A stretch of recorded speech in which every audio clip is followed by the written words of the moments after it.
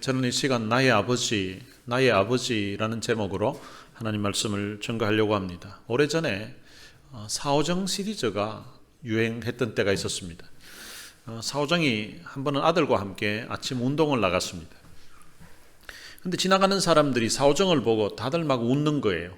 그래서 이 사오정이 왜 나보고 웃지 이렇게 생각하고 있는데 한 아이가 지나가다가 아저씨 신발 짝짝이에요 이렇게 이야기하는 거예요.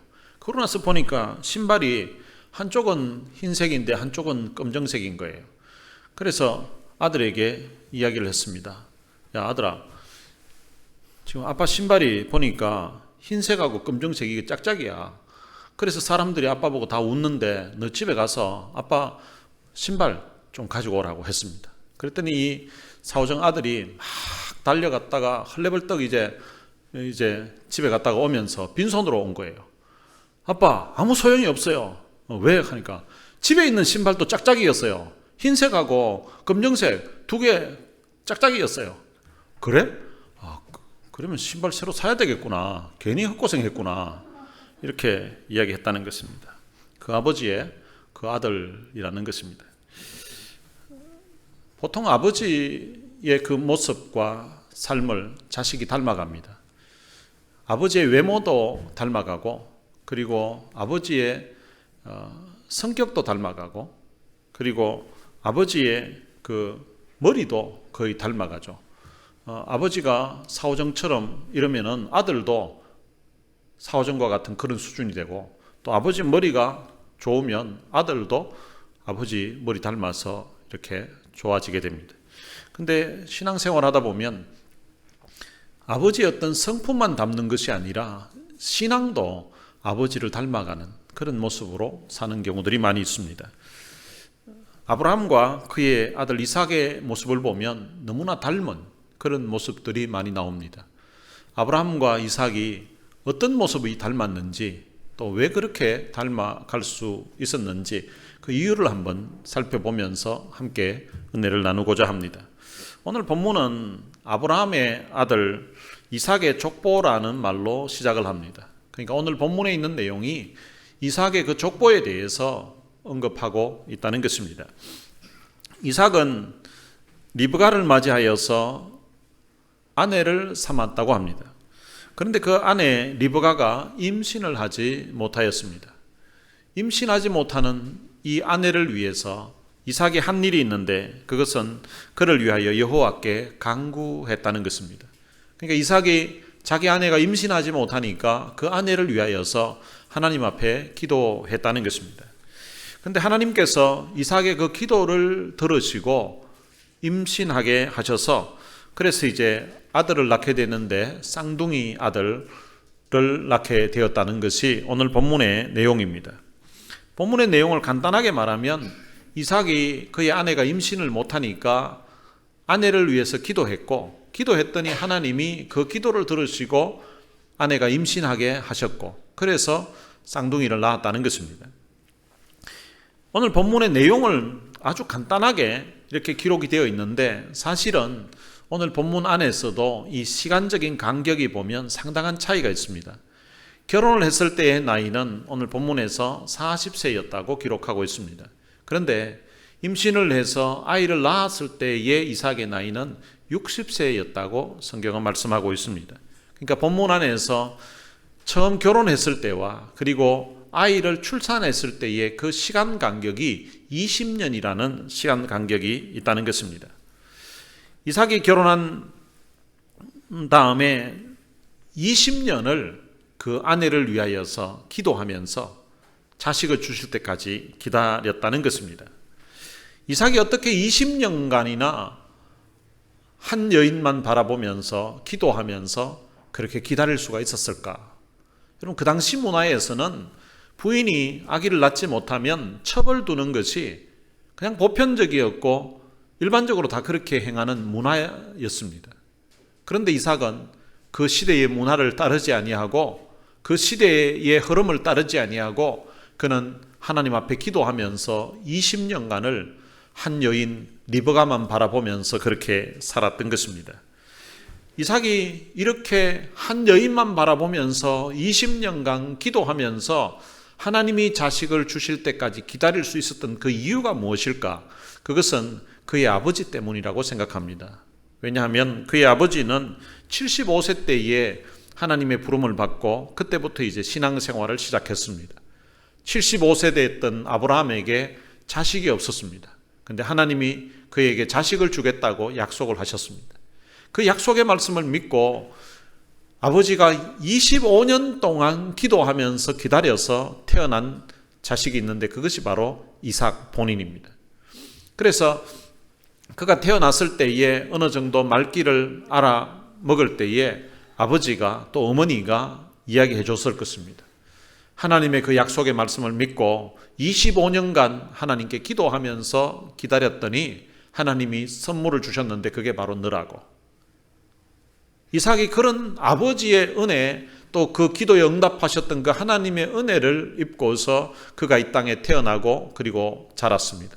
그래서 그 이삭은 그 아버지가 했던 것을 생각하고 자기도 결혼했을 때에 이제 임신되지 않을 상황에서 그는 아버지 생각하면서 아마 기도했을 것입니다. 그리고 아버지가 하나님 앞에 25년간 기도해서 내가 태어났으니까 나도 아버지처럼 한 25년 정도 기도하면 하나님이 나 같은 그런 선물을 아마 주실 거야. 이렇게 생각하고 기도했을 것 같습니다. 근데 한 20년 기도했더니 그 아버지는 25년 기도해서 이삭을 주셨는데 20년 기도했더니 하나님이 그에게 쌍둥이를 선물로 주신 것입니다. 그리고 두 번째 그 아버지를 닮은 모습이 또 나오는데요. 오늘 본문 이후에 26장에 가보면 이삭이 농사를 지었는데 농사에 그의 열매가 100배의 수확을 했다고 합니다. 씨를 뿌렸는데 100배의 수확을 했으니까 엄청난 수확을 한 거죠. 그래서 그 내용을 성경에서는 이렇게 기록하고 있습니다. 여호와께서 복을 주심으로 그 사람이 창대하고 장성하여 마침내 거부가 되었다라고 말씀하고 있습니다. 그런데 이렇게 거부가 되었는데 거기에 블레셋 사람들이 이삭을 시기하여서 찾아왔습니다. 찾아와서는 그들이 지금 이삭이 사용하고 있었던 우물이 있었는데 그 우물은 아브라함 때에 팠던 것입니다. 그의 아버지 때에 아버지의 종들이 파서 그 우물에서 이제 물을 공급받아서 식수로도 쓰고 그리고 여러 짐승도 먹이고 이렇게 하고 있는데 그런데 블레셋 사람들이 와서는 그 우물을 그냥 흙으로 막아버린 거예요. 막고는 당신은 우리보다 강하니까 떠나라고 이렇게 이야기하는 거예요. 자기 아버지가 물려주신 우물이고 그리고 거기에 자기 삶의 터전이 다 있습니다. 농사 짓는 땅도 있고 가축도 있고 거기에 다 있는데 그런데 블레셋 사람들이 우물 막고는 떠나라는 거예요. 이유도 우리보다 강하니까 떠나라고 이렇게 이야기하는 것입니다. 그런데 그때 이 이삭은 그들과 다투지 않습니다. 떠나라고 하니까 그냥 떠납니다. 그래서 어디로 가는가 하면 그랄 골짜기로 갑니다. 아마 그랄 골짜기로 갔다고 하는 거 보니까 그 전에 살았던 땅도 그랄 땅인데 그때는 아마 평지에 살았던 것 같아요. 그런데 이제 가라고 하니까 안 좋은 그 골짜기로 가는 거예요. 그런데 골짜기에 가서 장막을 치고 있는데 그곳에는 그 아버지 아브라함 때에 우물을 팠었는데 우물을 사용하던 그 우물을 흙으로 메워버린 거예요. 그런데 이제 그것을 다시 파냈습니다. 흙을. 그래도 우물을 한번 팠던 곳이고 물이 나왔던 곳인데 다시 메꿔진 것을 파는 것은 좀 쉽습니다. 처음 파는 것보다는. 이제 그것을 파내가지고 그곳에서 이제 자리를 잡고 있습니다. 그랬더니 그랄 사람들이 또 찾아온 거예요. 찾아와서는 이 물이 자기들 거라는 거예요. 그러면서 이 자리를 떠나라고 합니다. 그러니까 이 이삭이 또 그 자리에서 떠나갑니다. 떠나가서 세 번째 우물을 팝니다. 세 번째 우물은 한번 팠던 곳이 아니라 그냥 맨 땅에 파는 거예요. 이게 우물을 판다는 게 이게 쉬운 일이 아닙니다. 우물을 파는 이유는 물을 얻기 위함이죠. 이스라엘 땅에는 물이 잘 없습니다. 비도 잘 오지 않습니다. 그래서 우물이 있어야 그들이 생명을 유지해 갈 수가 있습니다. 그래서 우물을 파는데 이게 땅을 판다고 해서 물이 다 나오는 것은 아니에요. 그러니까 이게 우물도 위치를 잘 보고 파야 되는 거예요. 근데 우물 파는 깊이가 어느 정도 되는 거 아니면 보통 50m에서 100m가 평균 깊이라고 합니다. 제가 어릴 적에 저희 집에 우물이 있었습니다. 우물이 있었는데 그 우물은 깊이가 제가 생각하기에 한 3m 정도 된 것 같아요. 3m니까 얼마 안 되는 거죠. 위에서 보면 바닥이 다 보입니다. 거기에 이제 우물을 이렇게 하고 비가 오면 이게 아예 물이 막 가득 차버립니다. 평상시에는 밑에 물이 있다가 비가 오면 물이 가득 차는 그런 상황인데, 그런데 이게 50m, 100m면요. 이게 땅을 파서 50m를 판다, 100m 판다는 이게 엄청난 수고를 해야 됩니다. 제가 국민학교에서 중학교, 고등학교 다닐 때는 제 기억에 체육 시간에 늘 100m 달리기가 있었던 것 같아요. 그래서 100m 달리면은 이게 몇 초에 뛰느냐, 그게 기록도 남기고 뭐 이렇게 했던 것 같아요. 100m를 달려가는 것도 숨이 차고 이게 힘듭니다. 그런데 밑으로 땅을 100m 그 길이를 땅을 밑으로 판다는 것은 이게 보통 수고가 아닙니다. 흙만 있는 것이 아니라 파다 보면 돌도 나오고요. 어려움이 많습니다. 근데 그렇게 해서 우물을 세 번째 이제 팠습니다. 제대로 우물을 판 거죠. 근데 그렇게 파서 생활하고 있는데 이 사람들이 또 와서 가라는 거예요. 그러니까 그 우물을 두고 또 갑니다. 그리고 와서 네 번째 우물을 팠습니다. 네 번째 우물을 팠는데요. 이제 네 번째 우물을 가지게 됐는데, 근데 거기 와서 또 시비를 거는 거예요. 또 다투는 거예요. 그러니까 또 떠나갑니다. 다섯 번째 옮겨서 이제 우물을 파니까 그때부터는 이제 시비를 걸지 않았습니다. 그리고 나서는 하나님의 부르심이 있어서 장소를 옮기게 됩니다. 그 다음에 그들이 찾아옵니다. 찾아와서는 하는 이야기가 하나님이 당신과 함께 하는 것을 우리가 보았다고. 여호와께서 당신과 함께 하심을 우리가 안다고. 그러면서 우리 평화 계약을 맺자고 합니다. 그렇게 해서 그 다음부터는 다투지 않습니다. 그러니까 이 우물을 네 번씩이나 양보를 한 거예요. 요즘식으로 생각하면 엄청난 재산이고 또 그 지역의 땅 자체를 다 포기하고 가는 것입니다. 집을 포기하고 가는 거예요. 그런 엄청난 희생을 치르면서도 다 양보를 했습니다. 어떻게 이렇게 양보할 수 있었을까? 이것도 아마 그의 아버지 때문이라고 생각합니다. 그의 아버지가 한 번은 있는데 그의 아버지의 목자와 그의 아버지의 조카 롯의 목자가 들끼리 이제 다툼이 벌어졌습니다. 양들이 많아지고 가축이 많아지면서 이제 어느 땅을 차지하는가 이 문제로 목자들끼리 다툼이 벌어진 거죠. 그때 아브라함이 선택했던 것은 조카 롯을 부릅니다. 조카 롯을 불러서 너와 나는 친척이라고. 밑에 친척의 관주를 보면 형제라고 되어 있습니다. 너와 나는 한 혈육이다고. 한 형제니까 우린 다투지 말자고.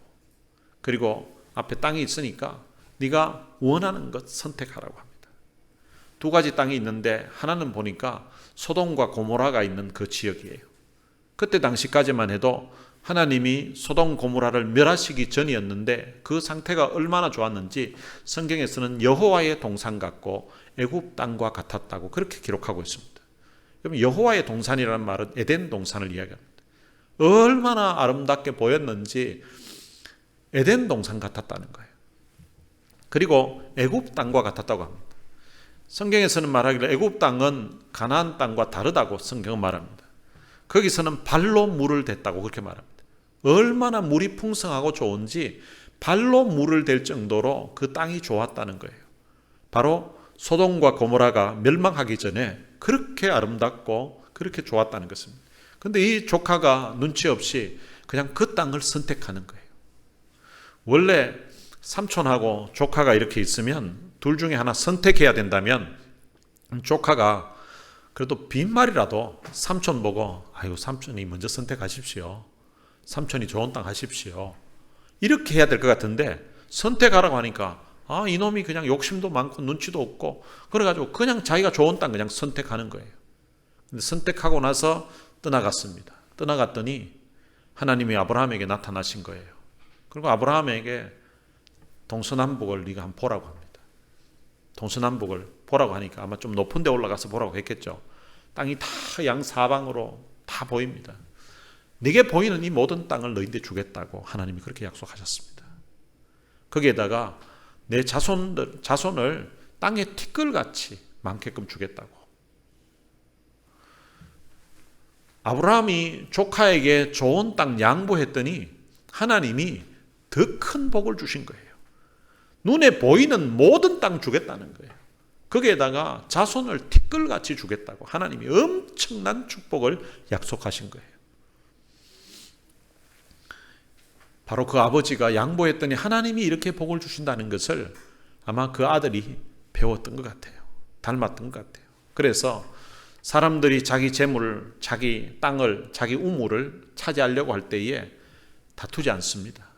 그냥 자기들 거라고 하니까 그렇게 하라고 하고 떠나갑니다. 그리고 또 떠나갑니다. 이것을 4번씩이나 양보를 합니다.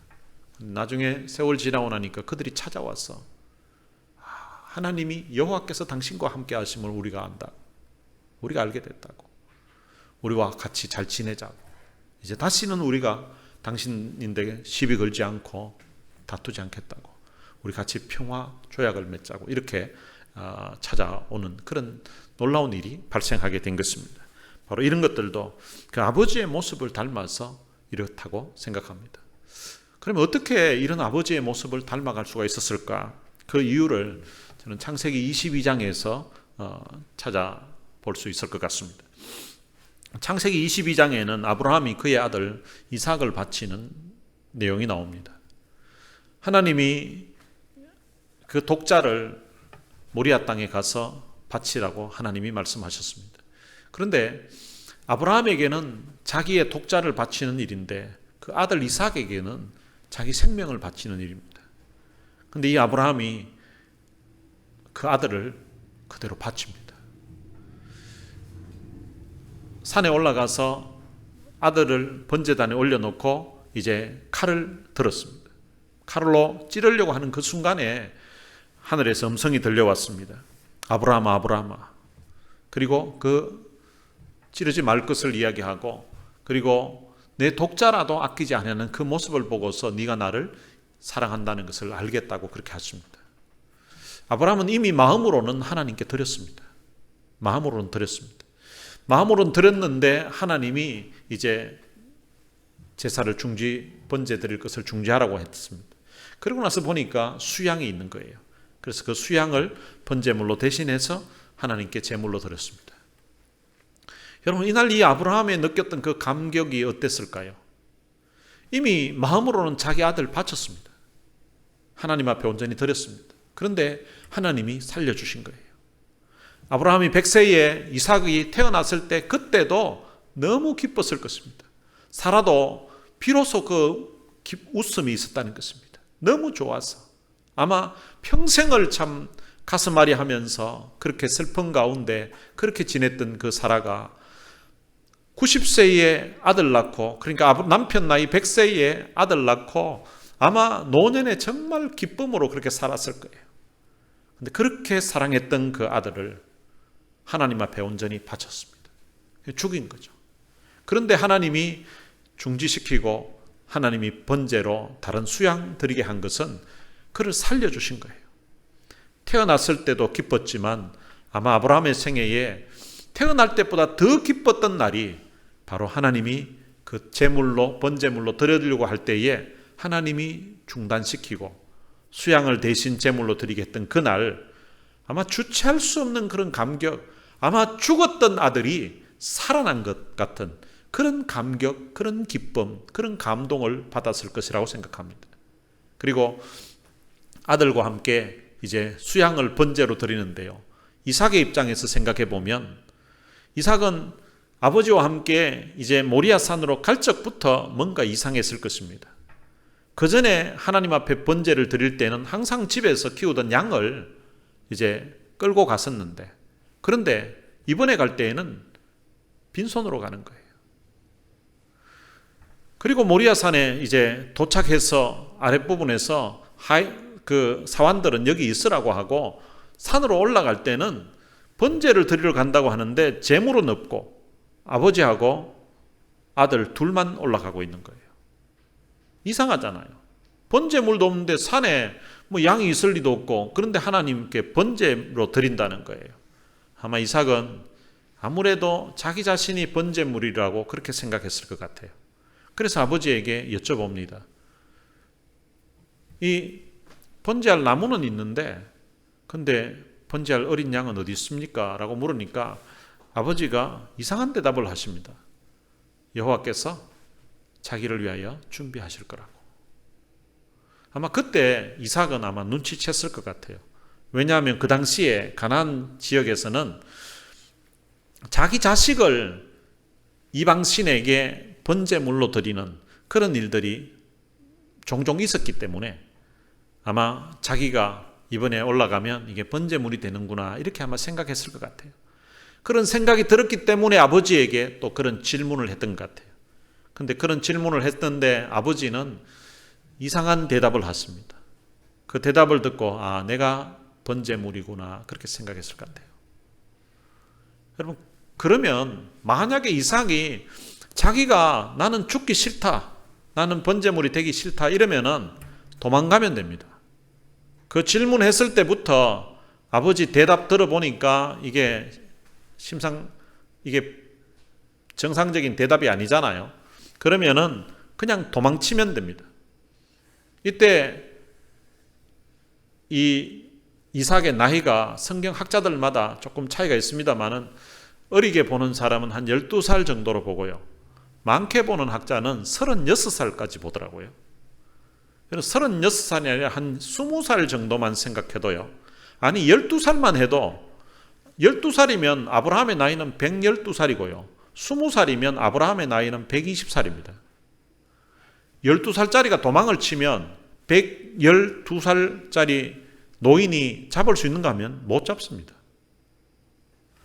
그리고 이제 번제물로 올려놓았을 때에도 이미 아브라함은 자기가 아들 하나님께 바칠 생각하고 이제 칼로 찌르려고 하는데 그때 만약에 이삭이 아버지에게 막 눈물 흘리면서 아버지 저 살고 싶어요. 아버지 왜 이러세요? 저 좀 살려주세요. 아버지 저 살고 싶어요. 만약에 눈물 흘리면서 아버지 살려달라고 이렇게 애원을 하면 아브라함이 칼로 자기 아들을 찌를 수 있을까? 저는 못 찌른다고 생각합니다. 차라리 하나님 앞에 온전히 순종 못해서 자기가 하나님 앞에 징계를 받으면 받지 어떻게 자기 자식을 칼로 찔러가지고 죽이겠습니까? 아마 아들 이삭도 아버지가 자기 아들을 바치는 그 아브라함이 참 대단하지만 아들 이삭은 자기 목숨을 하나님 앞에 바칠 걸로 이미 결단을 한 것 같아요. 그리고 아버지가 제단을 쌓아놓고 자기를 결박해서 올릴 때에도 거기에 전혀 반항하지 않고 표정도 눈을 감고 아마 아주 편안한 듯 그렇게 아마 행동을 취했을 것 같아요. 그렇기 때문에 아버지가 칼로 찌르려고 할 수 있었을 것 같습니다.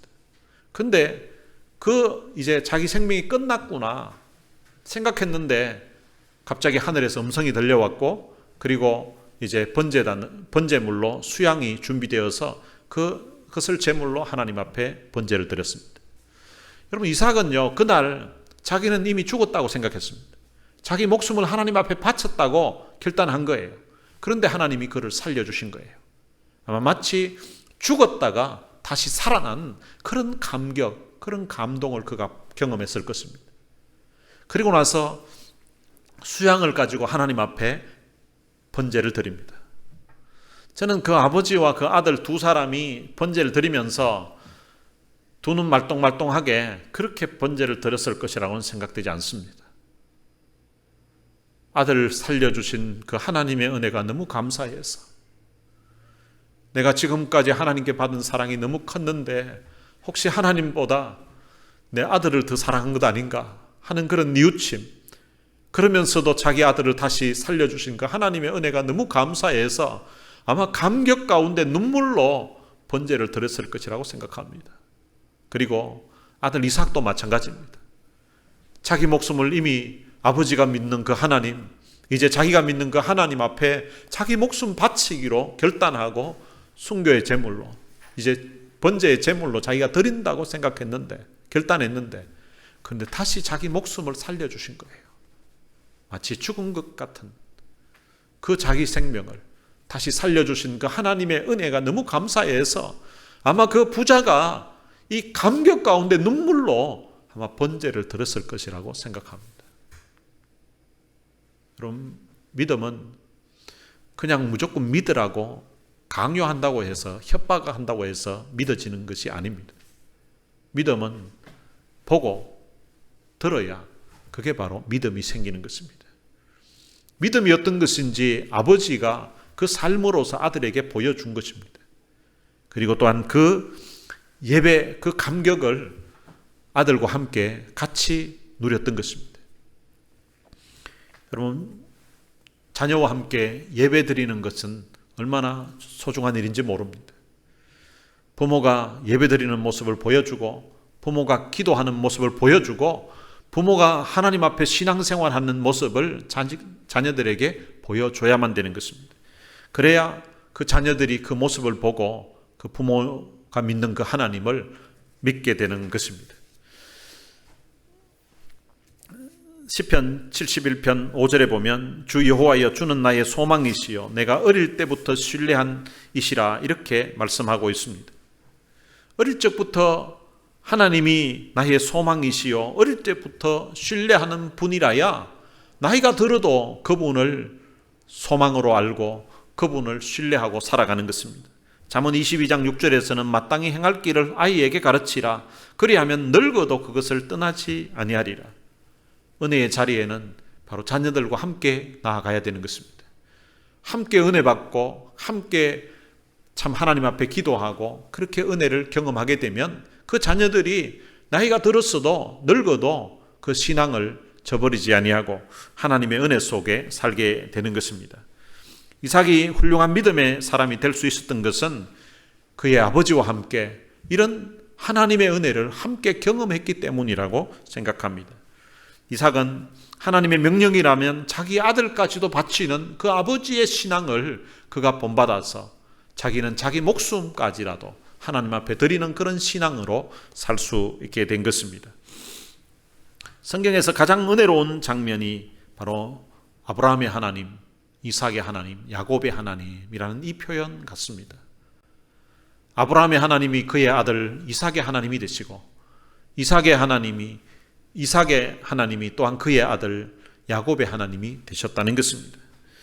여러분들의 하나님이 여러분들의 자녀의 하나님이 되시기를 주님의 이름으로 축복합니다.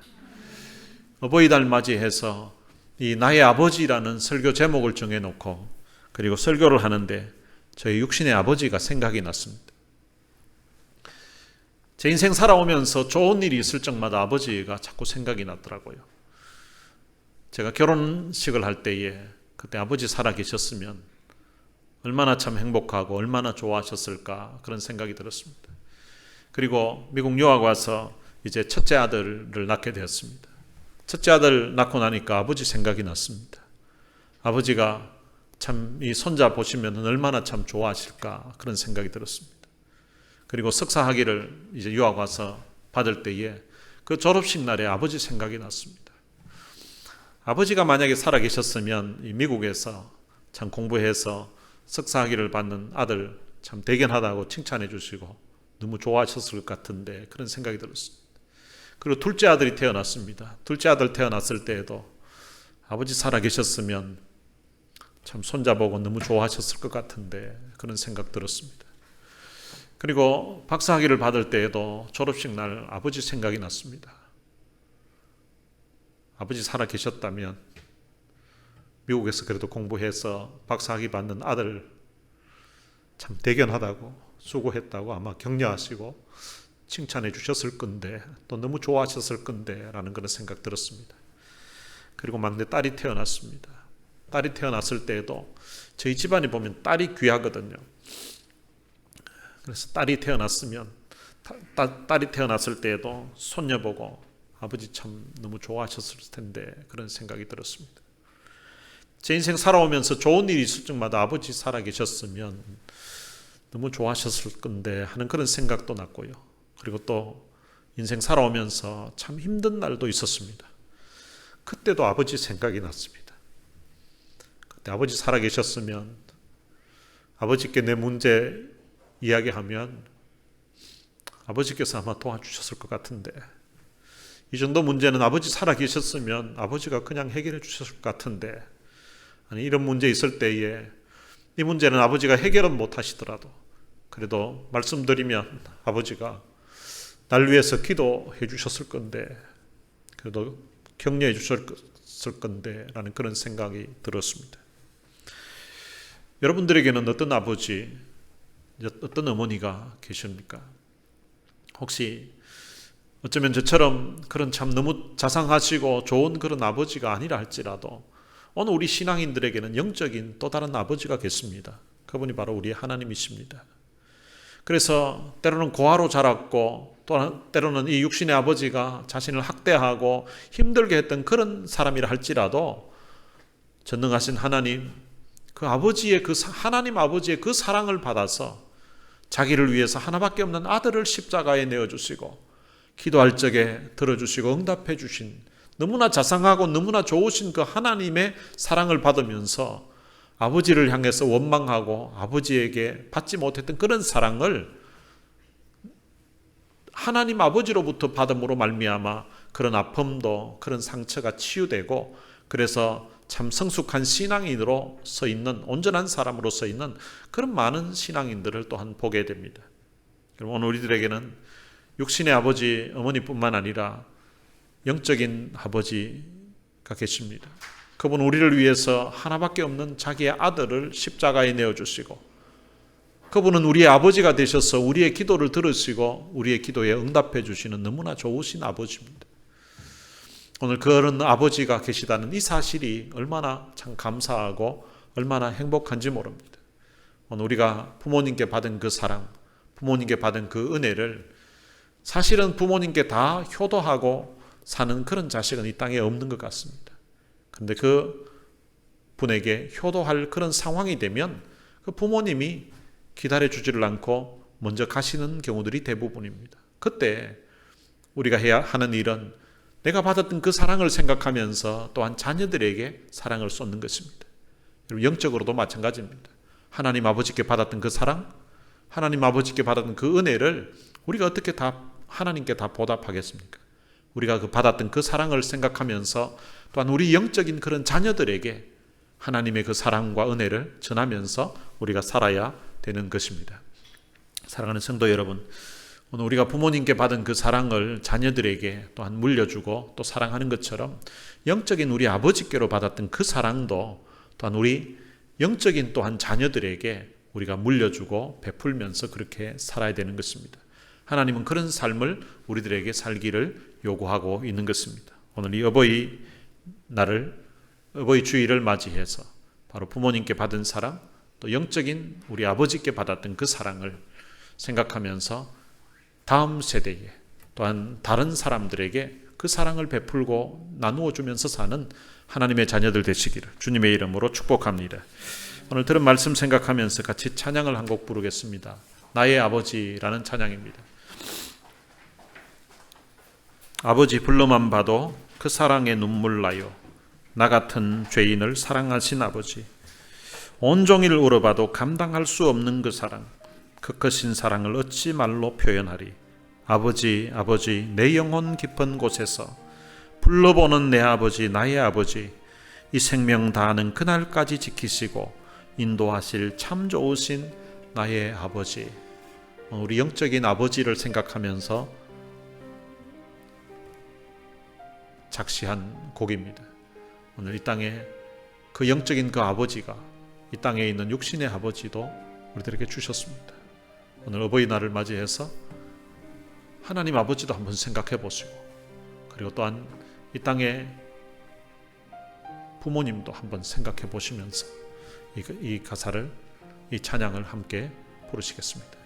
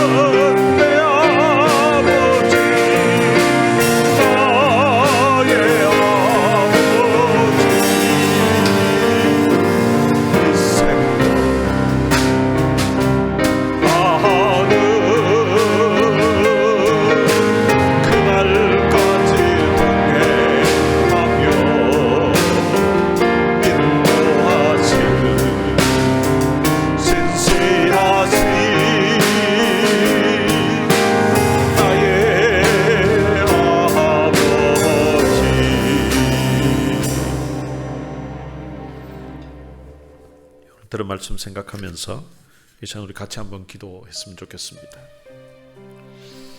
먼저는 이런 나의 아버지를 주신 그 하나님께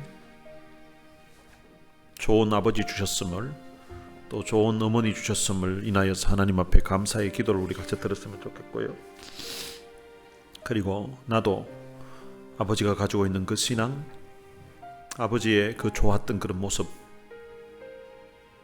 생각하면서 나도 아버지 닮아가는 그런 자녀 되게 해달라고, 그리고 영적인 우리 아버지 생각하면서 아들을 십자가에 내어주셨던 그 좋으신 아버지, 그리고 내 인생이 힘들고 답답할 적마다 하나님 아버지 생각하며 하나님 앞에 나와서 기도하면 내 기도를 들어주시고 응답해 주셨던 너무나 좋으신 그 아버지, 그 아버지의 은혜를 생각하면서 이 시간 아버지 앞에 감사의 기도를 같이 드리고, 이 아버지 사랑하면서 이 아버지께 충성하면서 헌신하면서 살겠습니다 라는 그런 결단의 기도 같이 드릴 수 있으면 좋겠습니다. 우리 다 같이 통성으로 기도하시겠습니다. 살아계신 아버지 하나님, 은혜를 감사합니다. 사는 동안에 아버지 만나게 하시고 부모님 만나게 하셔서 부모님의 사랑과 희생, 그 부모님의 헌신과 수고를 통하여서 오늘 이 땅에 온전한 사랑으로 성숙한 사랑으로 성장할 수 있도록 해주시고 감사합니다. 하나님, 너무나 자상한 아버지 만나게 하시고 너무나 참 좋은 어머니 만나게 해주셔서 그 어머니의 성품, 아버지의 성품을 받게 하시고 그 아버지의 부족함이 없는 그 사랑을 받으면서 오늘 이르기까지 하시면 참으로 감사합니다. 그리고 하나님, 내게 영적인 좋은 아버지 되어주심을 참으로 감사합니다. 육신의 아버지도 참 소중하고 육신의 아버지의 은혜도 힘입었습니다만 알 수 없는 놀라운 사랑, 놀라운 은혜를 입어주신 영적인 나의 아버지 하나님, 참으로 감사합니다. 그 하나님의 사랑, 하나님의 은혜로 말미암아 오늘 여기까지 올 수 있었습니다. 허물 많은 인생인데, 부족함 많은 인생인데 허물을 주님 사해 주시고 죄악을 주님 용서해 주시기 위해서 하나밖에 없는 아들을 십자가에 제물로 내어주시고 그 십자가의 귀한 사랑, 십자가의 그 죽음을 통하여서 내 죄 사함을 받게 하시고 하나님의 귀한 자녀로 삼아주시면 참으로 감사합니다.